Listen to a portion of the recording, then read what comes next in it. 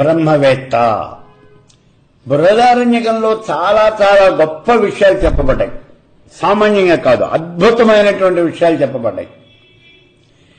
ఈ బృహదారణ్యకము అనేది దీనికి ఉపనిషత్తు కూడా ఉన్నది అని చెప్పుకున్నాం మనం. దశ ఉపనిషత్తుల్లోనూ ప్రముఖమైనటువంటి ఉపనిషత్తు బృహదారణ్యక ఉపనిషత్తు. అందుకని ఇందులో చాలా గొప్పమైనటువంటి విషయాలు ఉంటాయి. ఇది బృహత్ అరణ్యకం, చాలా పెద్దదైనటువంటిది. ఉన్న ఉపనిషత్తులు అన్నింటిలోకి కూడా అతి పెద్దదైనటువంటి ఉపనిషత్తు ఏమిటంటే బృహదారణ్యకమే. అందుకే దాని పేరు బృహత్ అరణ్యకము. అరణ్యాల్లో చదవదగినటువంటిది బృహత్, అతి పెద్దదైనటువంటిది. అంత పెద్దదైనటువంటిది ఈ బృహదారణ్యకం. ఇందులో బ్రహ్మవేత్తని గురించి చెప్తూ ఉన్నాడు. చాలా గొప్పదైనటువంటి విషయం ఇది చూడండి. ఆత్మ అనేది ఎప్పుడూ కూడా దుర్బలం కాదు, కానీ దుర్బలం అయినట్లుగా నీకు కనిపిస్తుంది. ఆ స్థితిలో మానవుడు వివేకాన్ని కాస్త కోల్పోతాడు. వివేకాన్ని కోల్పోతాడు అంటే ఏమీ తెలుసుకోలేనటువంటి స్థితికి చేరతాడు, స్పృహ కోల్పోతాడు. ఎప్పుడు ఇదంతా జరిగేది? మరణ సమయంలో. మానవుడు మరణించే సమయంలో ముందుగా స్పృహ కోల్పోతాడు. అంటే ఏమీ తెలియనటువంటి స్థితికి వెళ్ళిపోతాడు. అప్పుడు అతడి యొక్క వాక్కు మొదలైనటువంటి ఈ ప్రాణాలన్నీ కూడా ఆత్మకి ఎదురుకుండా ఉంటుంటాయి. ఆ సమయంలో ఇంద్రియాలన్నీ కూడా తమ యొక్క తేజస్సును ఉపసంహరించేసుకుంటాయి. అంటే కంటికి అధిదేవత ఆదిత్యుడు. ఈ ఆదిత్యుడు కన్ను కన్నా దూరం అయిపోతాడు, కన్ను కన్నా వేరైపోతాడు. కళ్ళని అనుగ్రహించడం మానివేసి ఆదిత్యుడు దూరంగా వెళ్ళిపోతాడు, ఆదిత్య రూపం పొందేస్తాడు. అంటే ఈ దేవత తన యొక్క స్వరూపంలో కలిసిపోతుంది, ఆదిత్యుడిలో కలిసిపోతాడు. అప్పుడేమవుతుంది? మానవుడికి కంటి చూపు అనేది క్రమేణా మందగిచ్చేస్తుంది. ఎప్పుడైతే ఈ నేత్రము అనేది లింగాత్మతో కలుస్తుందో అప్పుడు కంటి చూపు కాస్త పూర్తిగా పోతుంది, కళ్ళు కనపడటం మానేస్తాయి. అంటే ఈ ఇంద్రియము అనేది లింగాత్మతో కలవగానే ఆ ఇంద్రియం పనిచేయటం అనేది పూర్తిగా మానేస్తుంది. నేత్రము అనేది లింగాత్మతో కలిస్తే నేత్రము అనేది కనిపించడం మానేస్తే కంటి చూపుపోతుంది. ఘ్రాణేంద్రియం అంటే వాసన చూసే శక్తి ముక్కు, ఇది లింగాత్మతో ఏకం కాగానే వాసన చూసే శక్తి అనేది పూర్తిగా పోతుంది. ఇక ఊపిరి కూడా అందదు, గాలి కూడా పీల్చుకోలేడు.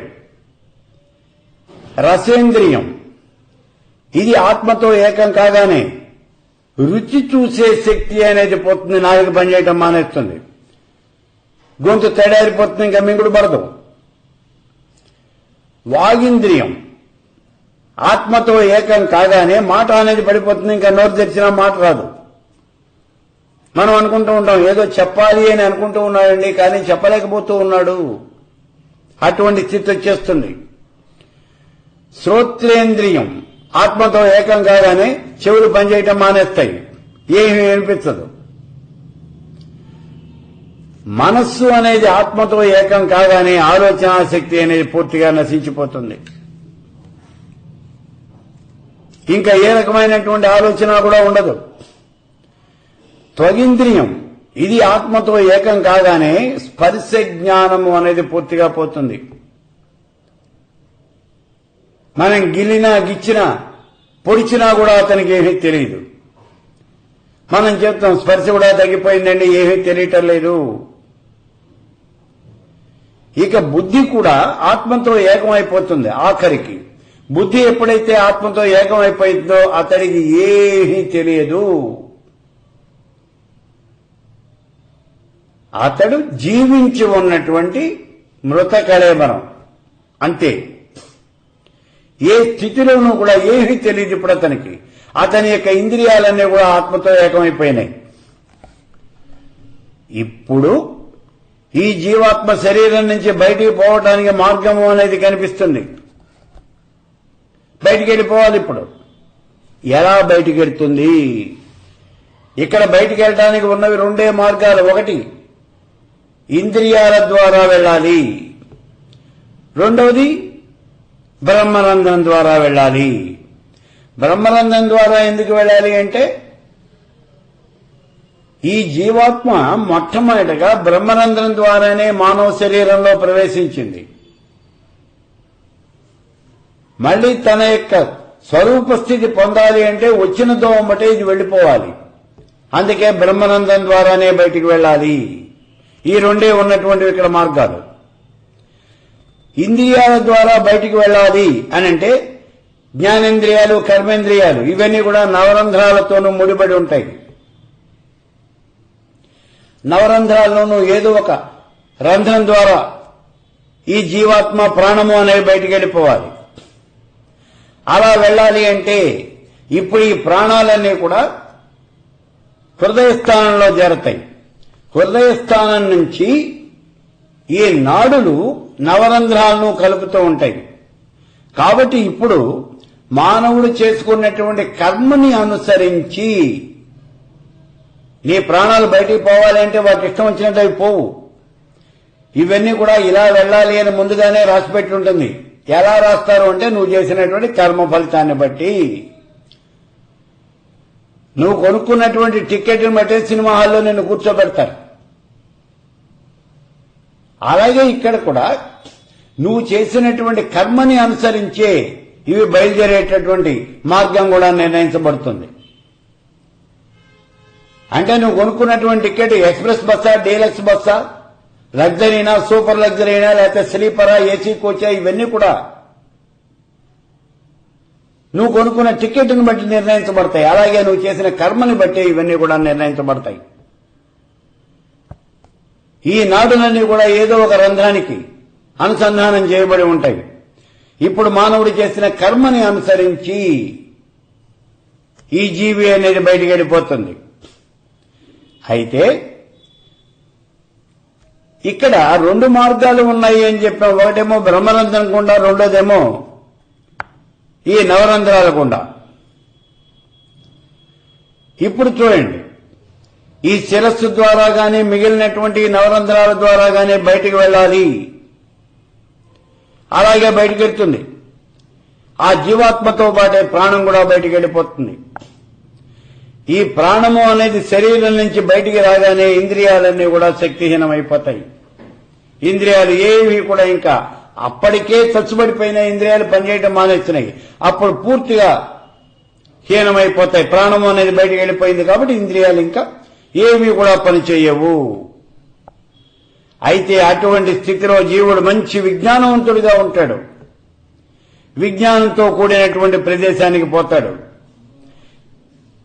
ఇప్పుడు ఈ జీవుడితో పాటే అతడి యొక్క జ్ఞానము, అతడి చేసిన కర్మ, పూర్వజన్మ ఫలితము, అతని సంస్కారము అన్ని కూడా ఆయన వెనకాలే బయలుదేరి పెడతాయి.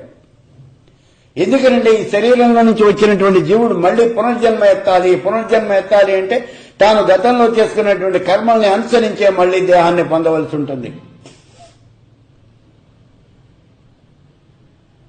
గతంలో తాను చేసినటువంటి కర్మని అనుసరించి అతడు కొత్త దేహాన్ని పొందాలి. అలా కొత్త దేహాన్ని పొందాలి అంటే అతను చేసినటువంటి కర్మంతా కూడా అతని వెనకాలే రావాలి. అందుకే శరీరం నుంచి బయటికి వెళ్లిపోయే సమయంలో అతని యొక్క జ్ఞానం, అతను చేసిన కర్మ, అతను చేసిన పూర్వజన్మ సంస్కారం ఇవన్నీ కూడా అతనితో పాటే బయటికి పెడతాయి. ఎలాగా అంటే గొంగళి పురుగు ఒక చెట్టు ఆకు మీద ఉన్నది, ఆకును పూర్తిగా తినేసింది. ఈ ఆకుని పూర్తిగా తినేసిన తర్వాత ఇంకో ఆకు మీదకి వెళ్ళాలి. అప్పుడు ఇంకొక ఆకుని పట్టుకుని తాను ఉన్నటువంటి ఆకును వదిలేస్తుంది. తాను తినేసినటువంటి ఆకుని ముందు వదిలేయదు, ఇంకొక ఆకుని పట్టుకుని ఈ తినేసినటువంటి ఆకును వదిలేస్తుంది.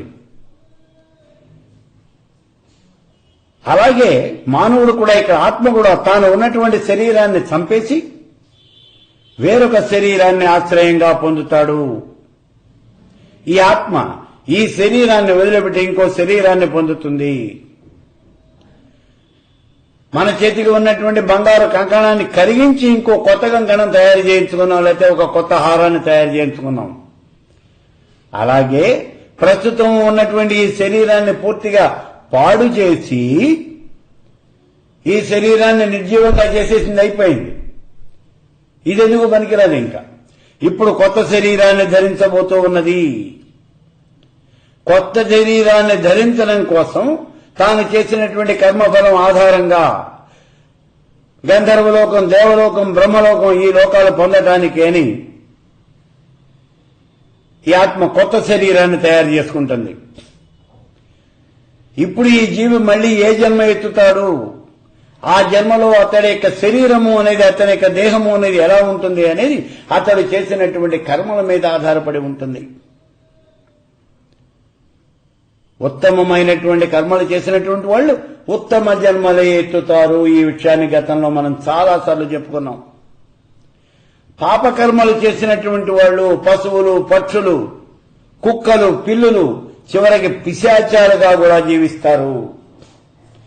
నీచమైనటువంటి కర్మలు చేసినటువంటి వాళ్ళు క్రిమికీటకాలుగా పుడుతూ చస్తూ ఉంటారు. ఆత్మే బ్రహ్మ విజ్ఞానము.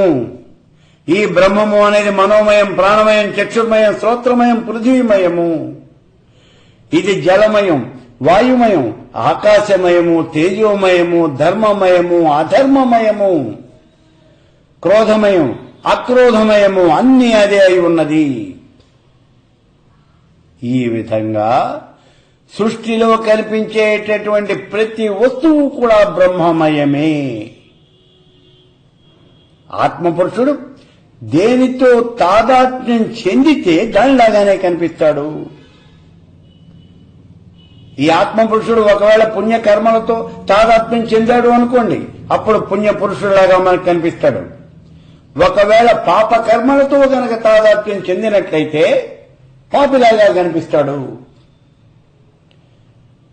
జీవుడు తాను చేసినటువంటి కర్మకి తగినటువంటి ఫలితాన్ని పొంది మళ్లీ కర్మ చేయడం కోసం భూలోకానికి వస్తాడు. అంటే పుణ్యకర్మలు చేసినటువంటి ఈ మానవుడు స్వర్గలోకానికి వెళ్ళాడు, చంద్రలోకం ద్వారా స్వర్గలోకానికి వెళ్ళాడు, అక్కడ ఉన్నటువంటి సుఖాలన్నీ కూడా అనుభవించాడు. తిరిగి మళ్లీ కర్మశేషం అనుభవించడానికి భూలోకానికి వచ్చాడు. భూలోకము అనేది కర్మభూమి. ఇతరమైనటువంటి ఏ లోకంలోనూ కూడా కర్మ చేయటానికి వీలు లేదు, కర్మ చేయలేరు. కాబట్టి భూలోకంలోనే కర్మ చేయాలి, అందుకే ఇక్కడికి వస్తాడు. కోరికలు ఉన్నటువంటి వాడు అతడు చేసినటువంటి ఆ కర్మని బట్టి శుభాశుభ ఫలితాలన్నీ కూడా పొందుతాడు. పుణ్యకర్మలు చేస్తే స్వర్గం పొందుతాడు, పాపకర్మలు చేస్తే నరకానికి పోతాడు. ఇక కోరికలు లేనటువంటి వాడు నిష్కాముడు, అకాముడు, ఆప్తకాముడు, ఆత్మకాముడు, పూర్ణకాముడు అనబడతాడు. అతడికి ఏ రకమైనటువంటి కోరికలు లేవు. అతడు తత్వజ్ఞాని. అతని యొక్క ప్రాణాలు శరీరం నుంచి ఉత్క్రమించవు. ఇందాక మనకి ఈ జీవి యొక్క ప్రాణాలు నవరంధ్రాల్లోనూ ఏదో ఒక రంధ్రం ద్వారా బయటికి వెళ్ళిపోయినాయి, కానీ బ్రహ్మజ్ఞాని యొక్క ప్రాణాలు మాత్రం ఉత్క్రమించవు. అంటే నవరంధ్రాల్లోనూ ఏ రంధ్రం గుండానూ కూడా అవి బయటికి పోవు. మరి ఎలా పోతాయి? రెండవ మార్గం ద్వారానే, అంటే బ్రహ్మరంధ్రం ద్వారానే బయటికి పోతాయి. అతడి కర్మశేషం లేదు కాబట్టి మరు జన్మ అనేది లేదు. అతడు తత్వవేత్త, బ్రహ్మజ్ఞాని, మహాజ్ఞాని. కాబట్టి బ్రహ్మ యొక్క స్వరూపాన్ని పొంది తాను కూడా బ్రహ్మమే అవుతాడు. బ్రహ్మవిద్ బ్రహ్మయో భవతి. పరబ్రహ్మని తెలుసుకున్నటువంటి వాడు ప్రతివాడు కూడా మళ్ళీ తాను కూడా పరబ్రహ్మ స్వరూపమే అవుతాడు. సామాన్యుడి దృష్టిలో తత్వజ్ఞాని యొక్క ప్రాణాలు ఉత్క్రమించినట్టుగా కనిపిస్తుంది. అతను కూడా మామూలుగానే చచ్చిపోయాడు, మామూలుగానే మరణించాడు అని అనుకుంటారు. కానీ అది మాత్రం నిజం కాదు. హృదయంలో ఉన్నటువంటి కోరికలన్నీ పూర్తిగా నాశమయ్యేదాకా అతను జన్మిస్తూనే ఉంటాడు, మరణిస్తూ ఉంటాడు. మానవుడికి పునర్జన్మ అనేది ఎందుకు వస్తుంది అంటే నీలో ఉండే కోరికలను బట్టే. నీకు కోరిక అనేది ఏదైనా ఒక కోరిక అనేది ఉంటే ఆ కోరికను తీర్చుకోవడం కోసం మళ్ళీ జన్మ అనేది ఎత్తుతావు. కోరిక లేకపోతే నీకు పునర్జన్మ అనేది ఉండదు. అందుకే నీలో ఉన్న కోరికలు నాశనం అయ్యేదాకా పూర్తిగా నాశనం కావాలి. అప్పటిదాకా మరణిస్తూనే ఉంటాడు. కోరికలు పోయిన తర్వాతే అతడు అమరుడవుతాడు. ప్రస్తుతము ఉన్నటువంటి శరీరంతోనే అతను బ్రహ్మని పొందుతాడు. తత్వవేత్త అయినటువంటి వాడు పాము తన యొక్క కుబుసాన్ని విడిచినట్టుగా అతని కోరికలన్నీ కూడా వదిలిపెట్టేస్తాడు. కోరికలన్నీ వదిలిపెట్టేసిన తర్వాత అతడికి శరీరం ఉన్నప్పటికీ లేనట్టే లెక్క, శ్వాస తీసుకున్నా తీసుకోనట్టే లెక్క, సంసార బంధనాలు అనేవి ఇవి ఉండవు అతనికి. దీనికి అంతటికీ కారణం ఏమంటే అతనికి కోరికలు లేకపోవటము. అదే ముక్తి. కోరికలు ఉంటేనే ఈ బంధాలు అనేవి ఉంటాయి, కోరిక లేకపోతే ఈ బంధాలు అనేవి ఉండవు. అదే ముక్తి. ముక్తి అంటే విముక్తి. విముక్తి అంటే దేని నుంచి? లౌకికమైనటువంటి కోరికలన్నింటి నుంచి, లౌకికమైనటువంటి బంధాల నుంచి విముక్తి. అదే విముక్తి అంటే అదే ముక్తి. కాబట్టి శరీరం మీద కోరికలు లేనటువంటి కారణంగా అది చచ్చిపోయినట్టుగానే భావించాలి. అతడు బతికి ఉన్నప్పటికీ కూడా కోరికలు ఏమీ లేవు, అంతే. అలా ఒక ముద్దులాగా, మృత కళేబరంలాగా అలా పడి ఉంటాడు. ఇది తినాలి అని ఉండదు, ఇది తాగాలి అని ఉండదు, ఈ పని చేయాలి అని ఉండదు, ఇది అక్కర్లేదు అనేది ఉండదు. ఏ రకమైనటువంటి కోరికలు కూడా ఉండవు. అతడికి కర్మశేషము అనేది కూడా లేదు, కాబట్టి పునర్జన్మ అనేది లేదు. అది జీవన్ముక్తుడి యొక్క స్థితి అంటే. ఏ రకమైనటువంటి భావన కూడా అతనికి ఉండదు, ఏ రకమైన కోరిక ఉండదు. కర్మశేషము అనేది లేదు కాబట్టి పునర్జన్మ అనేది కూడా లేదు. ఇప్పుడు జ్ఞాన మార్గాన్ని తెలుసుకోవటం అనేది చాలా కష్టమైనటువంటిది. ఎందుకని అంటే జ్ఞాన మార్గము అనేది చాలా సూక్ష్మమైంది. ఇది మోక్షానికి తీసుకుపోతుంది. ఈ జ్ఞాన మార్గం ద్వారానే బ్రహ్మవేత్తలంతా కూడా జీవించి ఉండగానే ముక్తులవుతూ ఉన్నారు. అంటే ఇందాక మనం చెప్పుకున్నట్టుగా కోరికలన్నీ నశించిపోయిన వాళ్ళకి, వాళ్ళు అప్పుడు ఆప్తకాములు అయిపోతూ ఉన్నారు. ఈ కారణం చేతనే వాళ్ళకి శరీరము అంటే ఏ రకమైనటువంటి వ్యామోహము ఉండదు. శరీరంతో సంబంధ బాంధవ్యాలు అనేది ఉండవు. శరీర బంధము అనేది పూర్తిగా వదిలిపోతుంది. ఇలా కోరికలు లేనటువంటి మానవుడు, ఆప్త కాముడైనటువంటి మానవుడు తన యొక్క శరీరాన్ని మృత కళేబరంలాగా చూస్తాడు. ఇక ప్రారబ్ధ కర్మ అనేది క్షయం కాగానే మోక్షము అనేది లభిస్తుంది. మరి ఇందాక ప్రారబ్ధ కర్మ అనేది అసలు లేదన్నాం కదా, మళ్ళీ ప్రారబ్ధ కర్మ క్షయమవటం ఏమిటి అంటే, ఆయుష్ ఉన్నంత వరకు ఈ జీవి అలాగే ఉంటుంది, ఈ శరీరము అనేది అలా ఉంటుంది. ఆయుష్ తీరిపోయిన తర్వాత ఈ జీవి రాలిపోతుంది, శరీరం రాలిపోతుంది. ఎప్పుడైతే ఈ శరీరం రాలిపోయిందో దాన్ని విదేహముక్తి అంటారు. ఇందాక మనకి జీవన్ముక్తి అంటే చెప్పుకున్నాం, ఇప్పుడు దీన్ని విదేహముక్తి అని అంటారు. మరణించిన తర్వాత పొందేటటువంటి ముక్తిని విదేహముక్తి.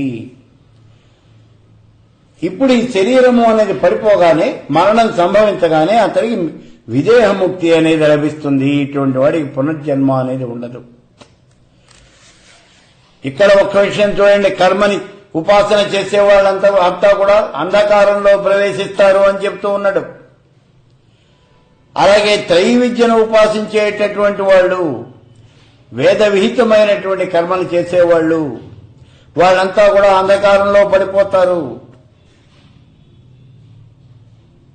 అంధంతమ ప్రవేశంతి ఏ విద్యాముపాసతే, ఈశావాస్యోపనిషత్తు చెప్తూ ఉన్నది మనకి. కర్మలు చేసేటటువంటి వాళ్ళందరూ కూడా, యజ్ఞయాగాది క్రతువులు చేసే వాళ్ళంతా కూడా అంధకారంలో పడిపోతారు. అవి కాకుండా వేదాధ్యయనం చేసేటటువంటి వాళ్ళు, వేదంలో చెప్పినటువంటి పనులే చేసేవాళ్ళు, వాళ్ళు ఇంకా అంతకన్నా అంధకారంలో పడిపోతూ ఉన్నారు. వాళ్ళు అంధకారంలోనే పడుతున్నారు, వీళ్ళు అంధకారంలోనే పడిపోతారు, వీళ్ళు అంతకంతకి అంధకారంలో కూరుకుపోతారు. వీళ్ళు వెళ్లేటటువంటి లోకాలు ఏవి కూడా సుఖం లేనటువంటివి, ఘోరమైనటువంటి అంధకారంతో కూడి ఉంటాయి. కర్మిష్ఠులకు, వేదాధ్యయనం చేసే వాళ్ళకి, వీళ్ళకెవరికి కూడా మోక్షము అనేది లభించదు. ఇక్కడ మీరు ఈ మాట చాలా చాలా జాగ్రత్తగా గుర్తుపెట్టుకోవాలి. మేము యజ్ఞయాగాది కర్మలు చేస్తున్నామండి, ప్రతిరోజు కూడా మేము వేదాధ్యయనం చేస్తాం. మీరు యజ్ఞయాగాది కర్మలు చేసినా, వేదాధ్యయనం చేసినా మీకు స్వర్గం వస్తుందంతే, అంతేకాని మీకు మోక్షం అనేది రాదు. అందుకే అంధంతమ ప్రవిశంతి ఏ విద్యాముపాసతే, ఈ పనులు చేసే వాళ్ళందరూ కూడా గాఢమైనటువంటి అంధకారంలో కూరుకుపోతారు అని చెప్తూ ఉన్నది సేవాశ్యోపనిషత్తు. కర్మిష్ఠులకి, వేదాధ్యయనం చేసే వాళ్ళకి ఎప్పుడూ కూడా మోక్షము అనేది రాదు, వీళ్ళకి స్వర్గం మాత్రమే లభిస్తుంది. ఆ తరువాత వాళ్ళ యొక్క కర్మఫలాన్ని బట్టి జన్మ మరణాలు అనేవి మళ్లీ జరుగుతాయి. ఇవన్నీ కూడా సుఖ దుఃఖాలని కలుగజేస్తాయి. మరి మోక్షం కావాలి అంటే ఆత్మజ్ఞానమే మోక్షానికి ఏకైక సాధనము, అంతకన్నా ఇంకోటి లేదు అని చెప్తూ ఉన్నది బృహదారణ్యకం. మానవుడు జ్ఞానం ద్వారా నేను నిత్యుణ్ణి, శుద్ధ బుద్ధ ముక్త స్వరూపం కలిగినటువంటి పరబ్రహ్మను అని గనక తెలుసుకోగలిగినట్లయితే అటువంటి వాడు కోరేది ఏదీ కూడా ఉండదు. ఎందుకనంటే అతనికి కోరికలు అనేవి ఉండవు. అతడు నిష్కాముడు, పూర్ణకాముడు, ఆప్తకాముడు అయిపోతాడు. అతడికి ఏ రకమైన కోరికలు ఉండవు. ఆత్మజ్ఞానం తెలుసుకున్నటువంటి వాడికి కోరికలు అనేవి ఉండవు. అటువంటి జ్ఞాని భోగాలు అనుభవించాలి అనేటటువంటి నెపంతో శరీరాన్ని పోషించడు, శరీరం వెంటపడడు. శరీరము అనేది ఎందుకు? నువ్వు భోగాలు అనుభవించడానికి ఇక్కడ ఉపయోగిస్తోంది, కర్మలు చేయడానికి ఉపయోగిస్తోంది. ఇతడు ఆత్మజ్ఞాని, కర్మలు చేయడు, వేదాధ్యయనం చేయడు, భోగాలేవి కూడా అనుభవించడు. కాబట్టి శరీర పోషణ అనేది ఇతడి దృష్టిలో అసలు లేనే లేదు. ఆ శరీరాన్ని పోషించాలి అని అనుకోడు, శరీరం వెంటపడ్డు. ఎప్పుడూ కూడా ఆత్మని దర్శిస్తూ ఉంటాడు. కాబట్టి ఆత్మదర్శి అయినటువంటి సాధకుణ్ణి జననము, మరణము, దుఃఖము ఇలాంటివి ఏవి కూడా బాధించవు. శరీరము అనేది అనేకమైనటువంటి అనర్థాలతో కూడిన విషమ స్థానం ఇది. ఇటువంటి శరీరంలో ప్రవేశించి ఉన్నటువంటి ఆత్మని గురించి తెలుసుకున్నవాడే వివేకవంతుడు, అతడే మహాజ్ఞాని. ఆత్మతత్వాన్ని తెలుసుకున్నటువంటి వాడు కర్మలు చేయకపోయినప్పటికీ కూడా కర్మలు చేసినట్లే. లోకమంతా అతడిదే, అతడు సర్వాంతర్యామి అయినటువంటి వాడు, అతడే ఆత్మ. ఈ శరీరంలో ఉంటూనే ఆత్మతత్వాన్ని గురించి తెలుసుకున్నటువంటి వాడు మృత్యువుని కూడా జయిస్తాడు. అలా ఆత్మని గురించి తెలుసుకోలేనటువంటి వాడు జనన మరణాది దుఃఖాలు పొందుతూనే ఉంటాడు. పునరపి జననం పునరపి మరణం. అతడు అలా జన్మిస్తూ ఉంటాడు, మళ్లీ మరణిస్తూనే ఉంటాడు. ఈ జీవితము అనేటటువంటి ఈ చక్రంలో పడి గిరాగిరా అలా తిరుగుతూనే ఉంటాడు. అయితే గురువు యొక్క ఉపదేశాలు వినటం ద్వారా, శాస్త్రాలు చదవటం ద్వారా ఆత్మ అంటే ఏమిటో తెలుసుకోవచ్చు, ఆత్మ జ్ఞానాన్ని పొందవచ్చు. పరమాత్మకి లోబడే ఈ కాలచక్రము అనేది తిరుగుతూ ఉంటుంది. అన్నింటికీ వెలిగిచ్చేవాడు ఎవరు అంటే ఆ పరమాత్మే. అతడు మరణం లేనటువంటి వాడు, శాశ్వతమైనటువంటి వాడు, కాలనియంత. ఆ పరమాత్మని దేవతలంతా కూడా ఆయుర్దాయం కోసం ఆయుర్దాయ బ్రహ్మ రూపంలో ఆయుర్బ్రహ్మ అని అంటారు ఆయన్ని. ఆ ఆయుర్బ్రహ్మ రూపంలో ఉపాసన చేస్తూ ఉంటారు. ఈ పరమాత్మలో 5 చొప్పున 5 సమూహాలు అనే ఉన్నాయి. మొట్టమొదటి సమూహంలో గంధర్వులు, పితరులు, దేవతలు, అసురులు, రాక్షసులు, ఇదంతా ఒక సమూహం. రెండవ సమూహంలో బ్రహ్మ, క్షత్రియ, వైశ్య, శూద్ర, నిషాదులు. మూడవ సమూహంలో ప్రాణ, అపాన, వ్యాన, ఉదాన, సమానములు. నాలుగవ సమూహం పంచభూతాలు, నేల, నీరు, నిప్పు, గాలి, ఆకాశం, ఈ 5 కూడా. 5వ సమూహంలో ఇంద్రియాలు, జ్ఞానేంద్రియాలు, కన్ను, ముక్కు, చెవి, నాలుక, చర్మం. ఇలా ఈ 5 చొప్పున సమూహాలు అనేవి ఉన్నాయి. ఇటువంటి ఆత్మే అవినాశమైనటువంటి పరబ్రహ్మ. ఇందుకు భిన్నమైనటువంటిది ఏది కూడా బ్రహ్మ కాదు. ఇదే పరబ్రహ్మ అంటే. అవిద్యతో ఉన్నంత వరకు ఈ మానవుడు మృతుడుగానే ఉంటాడు.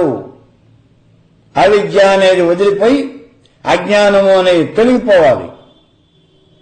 కాబట్టి ఆత్మని తెలుసుకోగలిగినటువంటి నేను బ్రహ్మవేత్తను, అమృతుడను, నాకు మరణము అనేది లేదు. నేనే పరబ్రహ్మ స్వరూపాన్ని. పరమార్థ జ్ఞానంతో, పరిశుద్ధమైనటువంటి మనస్సుతో మాత్రమే గురూపదేశము అనేది పొందడం ద్వారా ఆ పరబ్రహ్మను సాక్షాత్కరింపజేసుకోవాలి. పరమార్థ జ్ఞానము, పరిశుద్ధమైనటువంటి మనస్సు, ఈ రెండే ముఖ్యం ఇక్కడ. ఆ తర్వాతే గురువు గారి యొక్క ఉపదేశం. నీకు పరిశుద్ధమైనటువంటి మనస్సు, నిర్మలమైనటువంటి మనస్సు అనేది ఉండాలి. అది లేకుండా ఏ గురువు గారి దగ్గరికి వెళ్ళినా కూడా ఉపయోగం అనేది ఏమీ ఉండదు. పరమేశ్వర తత్వాన్ని తెలుసుకోవాలి అనే కోరిక అనేది నీకు ఉండాలి. అది లేకపోతే గురువు గారు కూడా నీకేం చేయలేడు. కాబట్టి ముందు ఈ 2 ఉంటే ఆ తర్వాత గురూపదేశము అనేది. పరబ్రహ్మలో అనేకత్వము అనేది లేదు, ఉన్నది ఒక్కడే పరబ్రహ్మ. ఈ విషయాన్ని గుర్తుపెట్టుకోవాలి. పరబ్రహ్మలో గనక నానాత్వాన్ని చూసినట్లయితే ఒక మృత్యువు నుంచి ఇంకొక మృత్యువు పొందుతాడు. అంటే అతడు జననము, మరణము అనేటటువంటి ఈ చక్రంలో బందీ అయిపోతాడు. అతడికి పునర్జన్మ అనేది ఉంటుంది. వేద దృష్టి అనేది ఎందుకు వస్తుంది అంటే అజ్ఞానం కారణంగానే వస్తుంది. దానికి దీనికి భేదం కనిపిస్తున్నది అంటే నువ్వు అజ్ఞానివి కాబట్టి కనిపిస్తుందంటే. అజ్ఞాని అయినటువంటి వాడు చావు పుట్టుకలతో ఎప్పుడూ కూడా సతమతమవుతూనే ఉంటాడు. బుద్ధిమంతుడైనటువంటి వాడు పరబ్రహ్మను గురించి మాత్రమే తెలుసుకుని ఇతర విషయాలన్నీ వదిలిపెట్టేస్తాడు. అతడు బ్రహ్మ మీదనే మనస్సును లగ్నం చేయాలి. ఇతర విషయాలు దేన్ని గురించి ఆలోచించకూడదు. మనం ఎక్కువగా మాట్లాడితే శ్రమ, అంత తప్పించి ఇంకేం ఉండదు. అందుకే బ్రహ్మవేత్త ఎప్పుడు అతి తక్కువగా మాట్లాడతాడు, లేదా అసలు మాట్లాడకుండా కూర్చుంటాడు. ఈ ఆత్మపురుషుడు ఎక్కడ ఉన్నాడు అంటే అతడు హృదయాకాశంలోనే ఉంటాడు. అతడి ఈ ఇంద్రియాలన్నిటికీ కూడా అధిపతి. అతడు నువ్వు చేసే మంచి పనుల వల్ల అంటే యజ్ఞయాగాది క్రతువుల వల్ల అతడేమీ వృద్ధి పొందడు. నువ్వు చేసే పాప పనుల వల్ల అతడేమీ క్షీణించిపోడు. శుభంగాని అశుభంగాని ఆత్మపురుషుడికి ఏవి కూడా అంటవు. అతడు సర్వేశ్వరుడు, సర్వభూతాలకి కూడా అధిపతి. అటువంటి ఆ పరబ్రహ్మని బ్రాహ్మణులు వేదాధ్యయనము, కర్మానుష్ఠానము ద్వారా తెలుసుకోవాలి అని అనుకుంటూ ఉంటారు. పరబ్రహ్మను తెలుసుకోవాలి అంటే వేదాధ్యయనం చేయాలి, కర్మలు చేయాలి. ఈ రకంగా పరబ్రహ్మను తెలుసుకోవచ్చు అని అనుకుంటూ ఉంటారు బ్రాహ్మణులంతా కూడా. ఆత్మలోకాన్ని కోరేటటువంటి వాళ్ళు అన్నింటినీ పరిత్యజిస్తారు, సన్యసిస్తారు. సన్యాసము అంటే అన్నింటినీ వదిలిపెట్టేయటము అని గుర్తు. ఈ విషయాన్ని గుర్తుపెట్టుకోండి. అన్నింటినీ వదిలిపెట్టేయాలి. ఐహిక బంధనాలు పూర్తిగా వదిలిపెట్టేయటం అదే సన్యాసము అంటే. మంచి నడవడి కలిగి ఉండటము. సన్యాసాన్ని తీసుకున్నటువంటి వాళ్ళు, ఆత్మలోకాన్ని కోరేవాళ్లు సమస్తాన్ని కూడా పరిచయిస్తారు, సన్యసిస్తారు. ఏషణత్రయాన్ని వదిలిపెట్టేస్తారు. ఏషణత్రయం అంటే భార్యేషణ, ధనేషణ, పుత్రేషణ. ధనము, భార్య, పుత్రులు వీళ్ల మీద ఉండే వ్యామోహం అసలు అన్ని రకాలైనటువంటి దుఃఖాలకి కారణం ఇదే. ధనేషణ, దారేషణ, పుత్రేషణ ఈ మూడే మానవుడి యొక్క కొంప ముంచేవి. కాబట్టి ఆత్మతత్వం కావాలి అనుకునేటటువంటి వాళ్ళు ముందు ఈ ఈక్షణత్రయాన్ని వదిలిపెట్టేయాలి. భిక్షాటన చేస్తూ వాళ్ళంతా కూడా జీవిస్తారు. ఆత్మ అంటే ఏమిటి? దీన్ని మహావాక్యాల్లో చెప్పారు. ప్రజ్ఞానం బ్రహ్మ, అయమాత్మ బ్రహ్మ, అహం బ్రహ్మాస్మి, తత్వమసి. ఈ 4 కూడా మహావాక్యాలు. తత్వం అసి, అదే నువ్వయ్యున్నావు, ఆ పరమాత్మ స్వరూపమే నువ్వయ్యున్నావు అని చెప్తూ ఉన్నాడు. కాబట్టి ఆత్మస్వరూపాన్ని మహావాక్యాల్లో చెప్పారు. ఈ ఆత్మ అనేది గ్రహించడానికి వీలు కానటువంటిది, పట్టుబడనటువంటిది, నాశనము లేనటువంటిది, దేని చేత కూడా బంధింపబడనటువంటిది. ఆత్మజ్ఞానిని సుఖ దుఃఖాలేవి కూడా బాధించవు. కష్ట సుఖాలకి, పాపపుణ్యాలకి, సుఖ దుఃఖాలకి అతడు అతీతుడు. అందుచేత అతడికి కర్మలు ఎప్పుడూ కూడా ఫలితాన్ని ఇవ్వవు. అతడు కర్మ చేసినా చేయకపోయినా ఒకటే. బ్రహ్మదర్శనం చేసినటువంటి వాడు కర్మలు చేసినట్లయితే అతడి యొక్క మహిమ అనేది పెరగదు, చేయకపోతే అదేం తగ్గిపోదు. ఈ విషయాలు తెలుసుకున్నటువంటి వాడికి ధర్మాధర్మముల యొక్క ఫలితము అనేది ఏమాత్రము అంటదు. ఈ విషయం తెలుసుకున్నటువంటి వాడు ఇంద్రియ వ్యాపారాలన్నీ కూడా వదిలిపెట్టేసి కోరికలు లేనటువంటి వాడై తనలోనే ఆత్మదర్శనం చేసుకుంటాడు. తనలోనే ఈ చరాచర జగత్తంతా కూడా చూడగలుగుతాడు. అతడికి పాపపుణ్యాలు గాని, ధర్మాధర్మాలు గాని ఏవి అంటవు, అన్నింటికీ అతడు అతీతుడు. అతడే సమస్తమైనటువంటి పాపాలనే కూడా తప్పింపజేస్తాడు, భస్మం చేస్తాడు. అతడు పాపరహితుడు, వాంఛారహితుడు, అతడే బ్రహ్మవేత్త అని చెబుతూ ఉన్నది బృహదారణ్యకం. బృహదారణ్యకంలో చెప్పినటువంటి చాలా గొప్పదైనటువంటి విషయం ఇది.